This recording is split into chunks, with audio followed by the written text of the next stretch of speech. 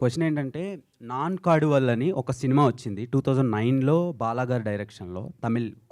నాకు కొన్ని అలా అనిపించినాయి, కానీ తొంబాడ్ అని ఇంకో సినిమా వచ్చింది సార్. సో ఆ సినిమా కూడా చాలా టైం పట్టింది మీరు చేసే ఎక్స్పెరిమెంట్స్ వల్ల. సో ఆ సినిమా అలాంటి సినిమా మళ్ళీ రాదనుకున్నాను నేను. సో మేము ఎక్స్పెక్టేషన్స్ ఆ రేంజ్లో పెట్టుకోవచ్చా? డెఫినెట్లీ నేను నా సినిమాని ఏ సినిమాతో కంపేర్ చేయను. Definitely this will be one of it's kind. నువ్వు ఆ సినిమాలతో కంపేర్ చేసి అడిగితే లేదు, డిఫరెంట్ ఉంటుంది, ఆ సినిమా లెక్క ఉండదు. అండ్ ఈ సినిమాకి మీరు లక్క లేదంటే సినిమా మీకు లక్క? చూడాలి, మార్చి 8 రోజు తెలుస్తుంది. మార్చి 8 రోజు తెలుస్తుంది డైరెక్టర్గా. యా సో విద్యాధర్ గారు, first of all congratulations. Thank you. It's very impressive. Thank you. So ఉండే జానర్స్ని పక్కన పెట్టి ఇలాంటి జానర్ని ఎంచుకొని విశ్వక్ గారిని క్యాస్ట్ చేసుకోవడానికి రీజన్ ఏంటి? ఇది ఉండే జానర్ అంటే ఇది అంటే మీరు అన్న క్వశ్చన్ ట్రికీ క్వశ్చనే. ఇట్స్ ఉండే జానర్ అడ్వెంచర్ డ్రామా. మనకి అడ్వెంచర్ అనేది ఎప్పుడు ఉంది, పాత విట్లాచార్యాల ఫిలిం నుంచి అడ్వెంచర్ ఎప్పుడు ఉంది మనకి. ఇక్కడ మేము ట్రై చేసింది ఏంటంటే అడ్వెంచర్ డ్రామాని దాంట్లో కొన్ని కొత్తవి ట్రై చేసాం. We go to different destinations. ఆ జానరాతో స్టార్ట్ చేసి ఆ జానరాని కొంచెం ఆడుకున్నాం బేసికలీ, ఆ జానరాతో కొంచెం. So to give them a new experience basically. So in that way that's a genre which has already been there. It's not I don't think we tried something really that new, and it's a pedda risk em kaadu. Adventure is something very classic. And the second question was Vishwak గారిని caste చేసుకోవడానికి. అసలు Vishwak audition clip out చూడాలి మీరు, you will go mad. అంటే ఇప్పటి వరకు ఆయన ఈ జానర్లో చేయలేదు roles.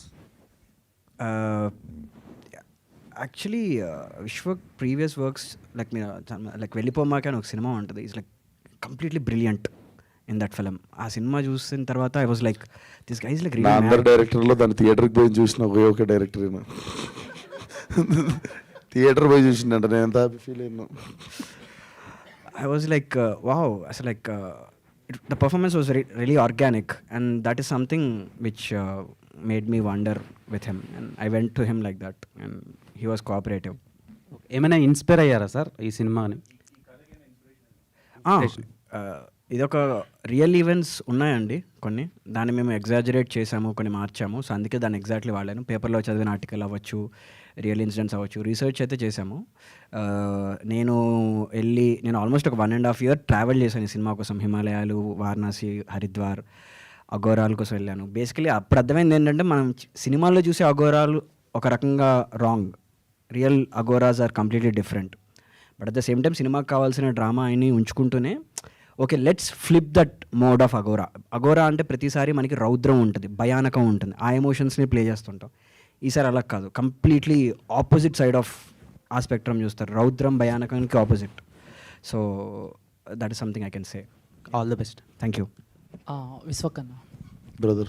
So first of all congratulation. Thank you. So చాలా బాగుంది మాకైతే.